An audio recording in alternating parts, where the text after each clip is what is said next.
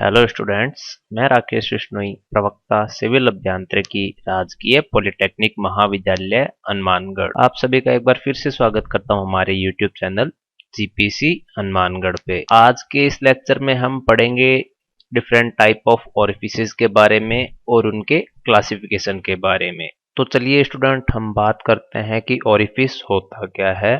Orifice actually एक small opening होती है जो हम किसी भी टैंक के साइड में या बॉटम में प्रोवाइड करवाते हैं, जिससे टैंक में जो फ्लूइड प्रेजेंट होता है वो फ्लो करता है। ये ओपनिंग की शेप कैसी भी हो सकती है, सर्कुलर हो सकती है, ट्राइंगुलर हो सकती है, वो रेक्टेंगुलर हो सकती है। उनकी शेप के अकॉर्डिंग ही हम उनको नाम देते हैं। For example triangular orifice, rectangular orifice. Orifice का जो मेन वर्क होता है, जैसा कि हमने पहले भी पढ़ा है, ये जो डिस्चार्ज मेजरमेंट के काम आती है। ये एक डिस्चार्ज मेजरमेंट डिवाइस है जो किसी भी कंटेनर से या किसी भी पात्र से या किसी भी पाइप के अंदर बहने वाले द्रव का डिस्चार्ज कैलकुलेट करता है। अब हम बात करते हैं फ्लूइड जो फ्लो हो रहा है ओरिफिस में, उसको हम कैसे मेजर करते हैं। हमने एक ओरिफिस को कंसीडर किया है जो कि एक टैंक के साइड में फिट किया हुआ है। हमने कह दिया जो हेड अवेलेबल है हमारा ओरिफिस के सेंटर से वाटर के फ्री सरफेस लेवल तक की जो हाइट होती है वो है कैपिटल एच। अब हम कहते हैं जो हमारा वाटर जो है फ्लो होगा किससे, ओरिफिस के थ्रू, तो वो एक जेट बनाएगा, जैसा कि आप डायग्राम में देख सकते हैं। तो ये जो जेट होता है, जब ओरिफिस से वाटर फ्लो करता है तो इस जेट का जो क्रॉस सेक्शनल एरिया होता है वो ओरिफिस के क्रॉस सेक्शन एरिया से थोड़ा कम होता है। जब फ्लूइड ओरिफिस से निकलता है तो कुछ डिस्टेंस पे उसका एरिया बहुत ही कम हो जाता है, जिसे हम कहते हैं वेना कॉन्ट्रैक्ट। वेना कॉन्ट्रैक्ट वो पॉइंट होता है हमारे फ्लूइड फ्लो हो रहा है उसका जहां पर एरिया मिनिमम होता है। और जो फ्लो होता है हमारा फ्लूइड का वो अलोंग ए स्ट्रीमलाइन होता है और परपेंडिकुलर होता है हमारे ओरिफिस के प्लेन से। जो हमारा ओरिफिस का प्लेन अगर हम कहें कि वाई एक्सिस में है, जो कि आपको यहां दिखाई दे रहा है, और हमारा जेट किस डायरेक्शन में फ्लो हो रहा है, एक्स डायरेक्शन में, तो मतलब जेट की डायरेक्शन क्रॉस सेक्शनल एरिया जो है हमारा ओरिफिस मीटर का उससे परपेंडिकुलर डायरेक्शन में होगी। जब हमारा फ्लूइड वेना कॉन्ट्रैक्ट पॉइंट से क्रॉस करेगा तो उसमें ग्रेविटी इफेक्ट स्टार्ट हो जाएगा, क्योंकि जो अर्थ का जो ग्रेविटेशनल फोर्स है वो उस फ्लूइड को अपनी तरफ अट्रैक्ट करेगा, जिससे हमारा फ्लूइड क्या होगा, डाउनवर्ड डायरेक्शन में डाइवर्ज हो जाएगा। तो हम दो पॉइंट कंसिडर करेंगे, एक जो हमारा ओरिफिस मीटर लगा हुआ है उसके अपस्ट्रीम में जो कि टैंक के अंदर की तरफ है, दूसरा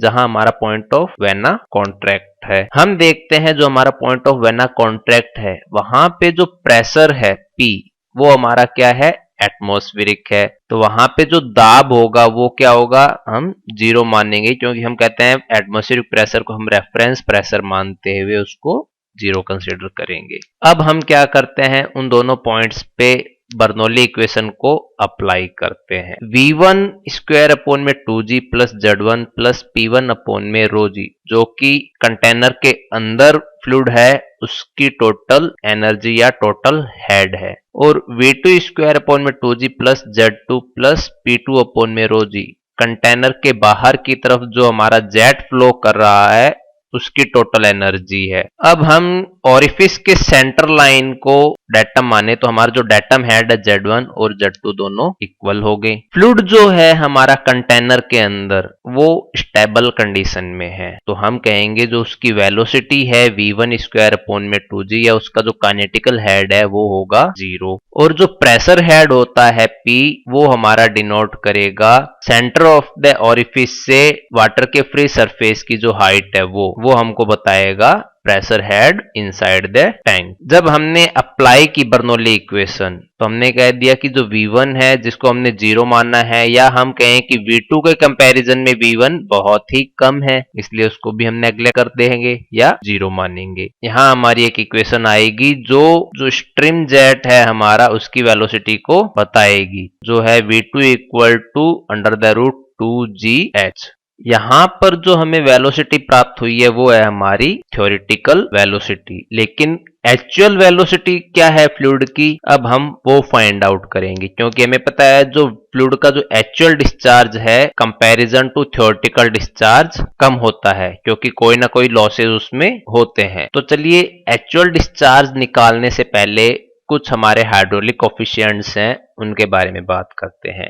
जो हमारे हाइड्रोलिक कोफिशिएंट होते हैं उनमें एक होता है हमारा कोफिशिएंट ऑफ वेलोसिटी, एक होता है हमारा कोफिशिएंट ऑफ कॉन्ट्रैक्शन और एक होता है हमारा कोफिशिएंट ऑफ डिस्चार्ज। अब हम बात करते हैं हमारे कोफिशिएंट ऑफ वेलोसिटी की। कोफिशिएंट ऑफ वेलोसिटी जो होता है, जो एक्चुअल वेलोसिटी होती है जेट की एट वेना कॉन्ट्रैक्ट, मतलब हमें पता है वेना कॉन्ट्रैक्ट वो पॉइंट होता है जहां पे क्रॉस सेक्शनल एरिया मिनिमम होता है। जहां क्रॉस सेक्शनल एरिया मिनिमम होगा वहां पर जब हम कंटिन्यूटी इक्वेशन अप्लाई करेंगे तो देखेंगे वहां वेलोसिटी मैक्सिमम होएगी। तो जो एक्चुअल वेलोसिटी है जेट की वेना कॉन्ट्रैक्ट पे और जो हमारी थ्योरेटिकल वेलोसिटी आई है उनके अनुपात को हम कहते हैं coefficient of velocity. Actual velocity को हमने v मान लिया डिवाइडेड बाय थ्योरेटिकल वेलोसिटी हमारी क्या आई थी अंडर द रूट 2gh। तो इनका जो अनुपात है वो हमारा होता है कोफिशिएंट ऑफ वेलोसिटी। यदि हम एक्सपेरिमेंटली इसको फाइंड आउट करें तो हमने कह दिया हमारा एक कंटेनर है जिसमें h हाइट है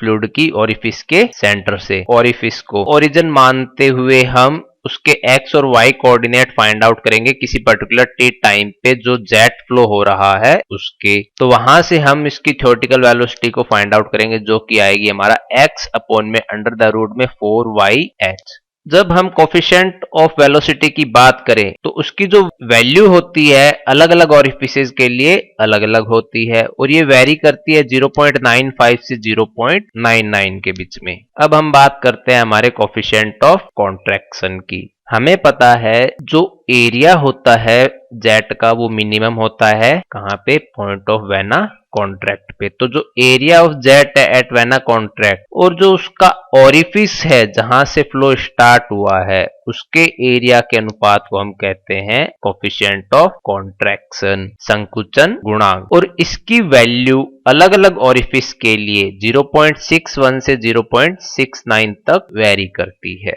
नेक्स्ट है हमारा कोफिशिएंट ऑफ डिस्चार्ज CD, जिसको हम कहते हैं निसरण गुणांक। कोफिशिएंट ऑफ डिस्चार्ज जो होता है हमारा एक्चुअल डिस्चार्ज और थ्योरेटिकल डिस्चार्ज के अनुपात को कहते हैं, क्योंकि अब हमें पता है जो हमारा डिस्चार्ज जो होता है वो होता है हमारा एरिया इनटू वेलोसिटी। तो जो एक्चुअल डिस्चार्ज है वो हो गया actual velocity into actual area और थ्योरेटिकल डिस्चार्ज हो गया हमारा theoretical velocity into theoretical area. तो जो कोफिशिएंट ऑफ वेलोसिटी होता है वो होता है एक्चुअल वेलोसिटी और थ्योरेटिकल वेलोसिटी का अनुपात। तो इसको हम कन्वर्ट कर सकते हैं किसमें, CV में। और एक्चुअल एरिया और थ्योरेटिकल एरिया के अनुपात को हम कहते हैं कोफिशिएंट ऑफ कॉन्ट्रैक्शन। तो हमारा जो CD होगा वो होगा CV इंटू CC, जो कि कोफिशिएंट ऑफ वेलोसिटी और कोफिशिएंट ऑफ कॉन्ट्रैक्शन का मल्टीपल है। कोफिशिएंट ऑफ डिस्चार्ज की वैल्यू अलग अलग ओरिफिस के लिए वेरी करती है 0.61 टू 0.65 के बीच में। तो इस प्रकार दोस्तों हम सभी अलग अलग कोफिशिएंट्स को फाइंड आउट कर सकते हैं। तो जो हमें एक्चुअल वेलोसिटी निकालना है तो हमारे पास थ्योरेटिकल वेलोसिटी अगर है हमारे को पता तो उसमें हम कोफिशिएंट ऑफ वेलोसिटी से मल्टीप्लाई कर सकते हैं। एक्चुअल डिस्चार्ज निकालना है, थ्योरेटिकल डिस्चार्ज हमें पता है तो उसको हम कोफिशिएंट ऑफ डिस्चार्ज से गुणा कर सकते हैं। अब हम बात करते हैं ओरिफिस के क्लासिफिकेशन की। जो हमारा ओरिफिस होता है उसको अलग अलग कैटेगरी के अंदर क्लासिफाई किया गया है। फर्स्ट है साइज, सेकंड शेप, थर्ड है नेचर ऑफ अपस्ट्रीम एज और फोर्थ है हमारा नेचर ऑफ डिस्चार्ज। सबसे पहले हम बात करते हैं ओरिफिस का classification according to size. Size के अकॉर्डिंग हमने ओरिफिस को 2 पार्ट में डिवाइड किया है। एक है हमारा स्मॉल ओरिफिस, दूसरा है हमारा large orifice. Small orifice is the one which has head of fluid from centre of orifice is more than 5 times the depth of orifice। अब इसको समझने के लिए हमने एक थ्योरेटिकल के हिसाब से एक डायग्राम कंस्ट्रक्ट किया है। ये एक हमारा टैंक है, उसके अंदर वाटर लेवल ब्लू लाइन से डिनोटेड है हमारा, और ये हमने एक ओरिफिस बनाया है और ये ओरिफिस की सेंटर लाइन को हमने ड्रॉ किया है। अब ये जो हाइट है ओरिफिस के सेंटर से फ्री सरफेस लेवल की हाइट जो कि हम कहें h, यदि ये जो हमारा ओरिफिस का जो डायामीटर है या जो या डेप्थ है उससे 5 गुना से ज्यादा है तो हमारा ओरिफिस जो है वो स्मॉल ओरिफिस है। और यदि ये जो डेप्थ है सेंटर ऑफ ओरिफिस से वाटर लेवल के फ्री सरफेस की, वो ओरिफिस के डायमीटर या डेप्थ से 5 गुना से कम है, तो वो जो ओरिफिस है हमारा वो है लार्ज ओरिफिस।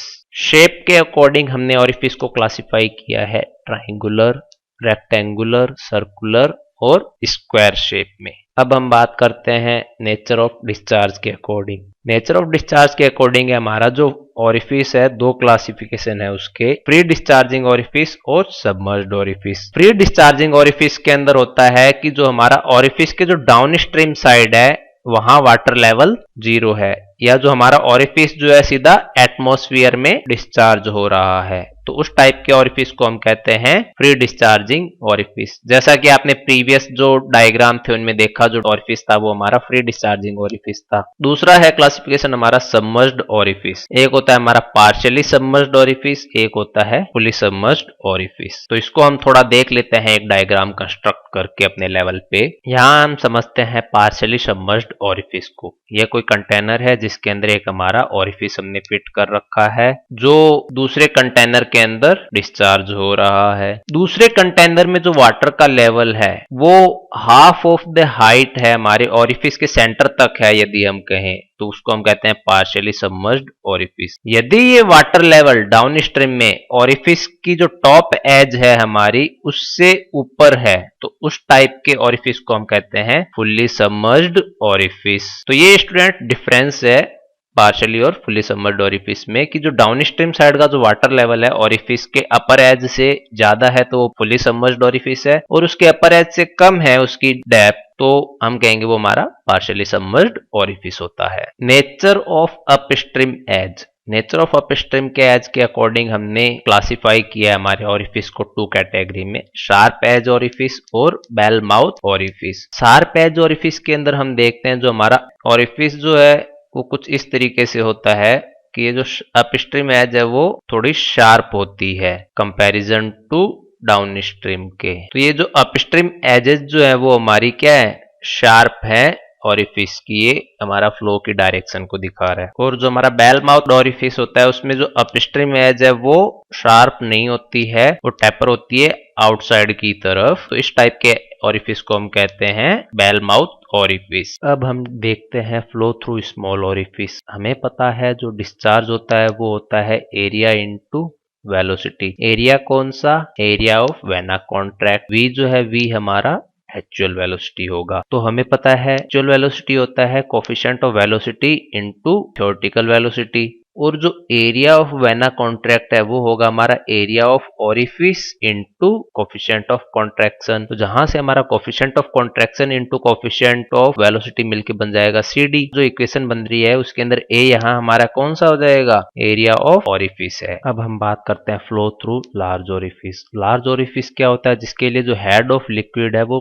लेस देन है 5 time the depth of the orifice से। In case of large orifice the velocity over the entire cross section of the jet will not be constant। जहां हम बात करते थे स्मॉल ओरिफिस पे, हम कहते थे जो वेलोसिटी होती थी उसको हम entire the cross section constant मानते थे, लेकिन लार्ज ओरिफिस के केस में ऐसा नहीं होता है। जो वेलोसिटी है वो एंटायर द क्रॉस सेक्शन अब हमारी कांस्टेंट नहीं रहेगी।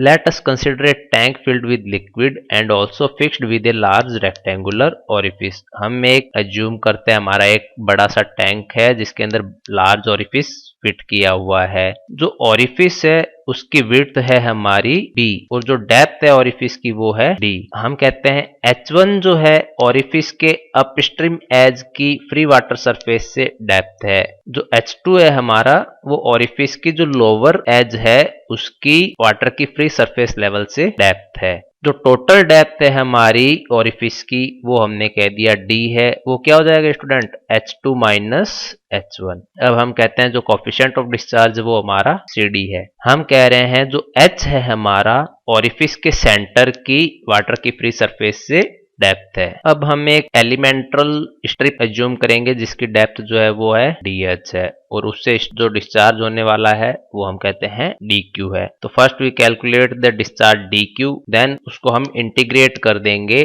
H1 से H2 के लिए। हमने कह दिया जो Q जो डिस्चार्ज है वो coefficient of discharge into area of elementary horizontal strip into velocity. तो जो डिस्चार्ज है उसको हमने कह दिया वो है DQ, जो कि है CD जो कि कोफिशिएंट ऑफ डिस्चार्ज है। एरिया जो है हमारी स्ट्रिप का वो है B इंटू DH, और जो वेलोसिटी है वो है अंडर द रूट में 2g है। तो हमारे पास टोटल डिस्चार्ज की वैल्यू आ जाएगी जो एलिमेंट्री हॉरिजॉन्टल स्ट्रिप से हो रहा है। अब यदि मुझे टोटल डिस्चार्ज निकालना है तो हम H1 से H2 के लिए उसको इंटीग्रेट कर देंगे। तो हमारा जो टोटल डिस्चार्ज है Q, जब हमने इक्वेशन को H1 से H2 के लिए इंटीग्रेट किया तो हमारे को फाइंड आउट हो जाएगा, जो कि है 2/3 CD into B under the root 2g H2 की पावर 3/2 माइनस H1 की पावर 3/2। ये है हमारा लार्ज ओरिफिस के थ्रू होने वाले डिस्चार्ज की वैल्यू। और जो ओरिफिस है उसकी शेप कैसी है? रेक्टेंगुलर। आज के लेक्चर में इतना ही। नेक्स्ट लेक्चर में हम फाइंड आउट करेंगे टाइम ऑफ एम्प्टिंग और filling of that tank. So thank you students. I hope कि आपको मेरा आज का लेक्चर पसंद आया हो। ऐसे ही और वीडियोस के लिए और लेक्चर के लिए हमारे यूट्यूब चैनल जीपीसी हनुमानगढ़ को आप सब्सक्राइब कीजिए, अपने दोस्तों के साथ शेयर कीजिए। Thank you.